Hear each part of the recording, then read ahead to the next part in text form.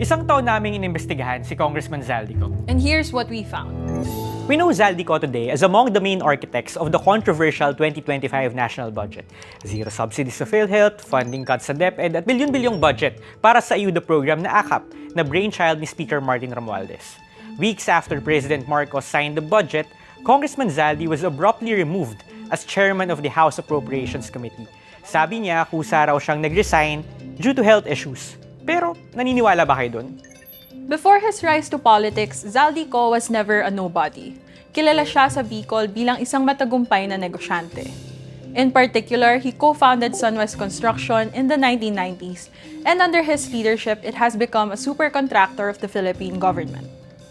Noong administrasyon pa lang ni former President Gloria Arroyo, nasa top 10 na ang Sunwest sa may pinakamaraming kontratang napanalunan mula sa Department of Public Works and Highways. Bukod pa sa construction, may mga negosyo na rin siya sa tourism, hotels, and subdivisions. Pero balot ng skandalo ang Sunwest. Kung magbabasa ka ng news archives, maraming beses nadawit ang pangalan ng kumpanya sa mga anomalya, such as allegations that it cornered projects that were funded through Congressman's pork barrel. Ilang beses na rin inimbestigahan ng Commission on Audit ang Sunwest, pero never na blacklist. In 2021, it was one of the 5 companies, alongside Pharmally, that each secured at least 1 billion pesos in pandemic supply contracts. Mantakin nyo, construction company, pero 18% ng kinita noong 2022 galing sa pagbebenta ng medical supplies. A few years ago, nasangkot din ng Sunwest sa maanumalyang procurement ng DepEd ng overpriced laptops. Zaldi no longer wants to be identified as owner of Sunwest. In 2022, he clarified to a fact-checking organization that he has sold his stake in the company in 2019, the same year he became the representative of his party list group, Ako Bicol, to Congress. Marahil alinsunod ito sa Republic Act 6713, which instructs public officials like ko to avoid conflict of interest. Ito yung hard copy ng ilan sa mga dokumentong review namin. And what we found is that his divestment doesn't really give the public a complete picture. Wala na nga yung pangalan niya sa Sunwest Construction, pero isa pa rin siya sa mga may-ari ng mga kumpanya sa ilalim ng Sunwest Empire.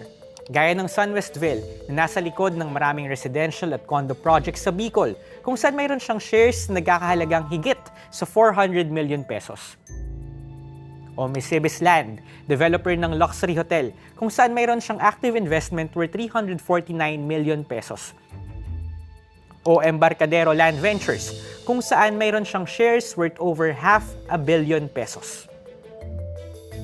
At si Congressman Zaldi pa lang yan ha. Yung asawa niyang si Mylene at 2 nilang anak ay namumuhunan din sa mga kumpanyang ito.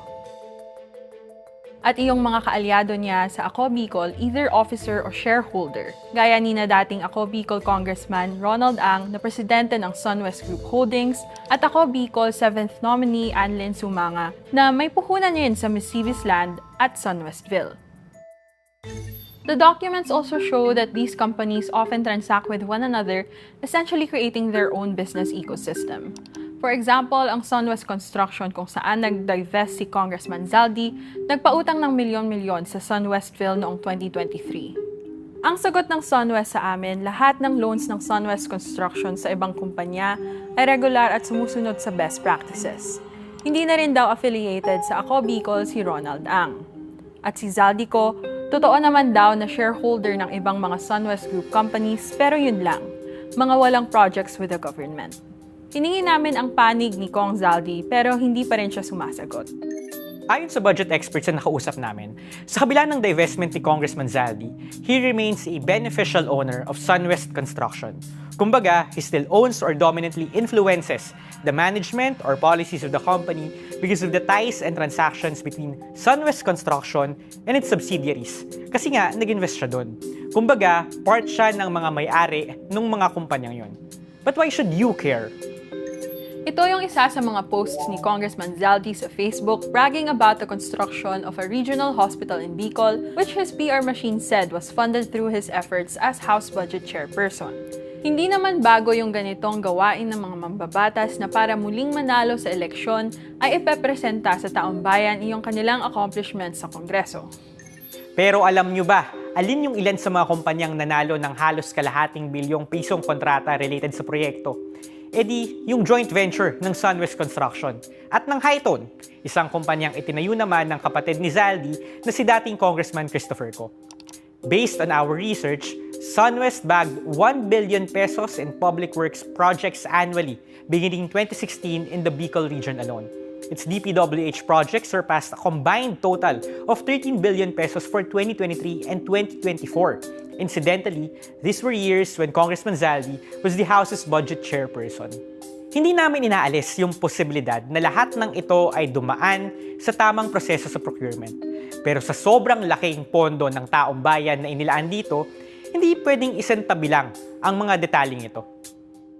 Maliban kay Congressman Zaldi, 2 of his siblings are running in the midterms. His brother Christopher wants to return to the House as Congressman of Albay 2nd District.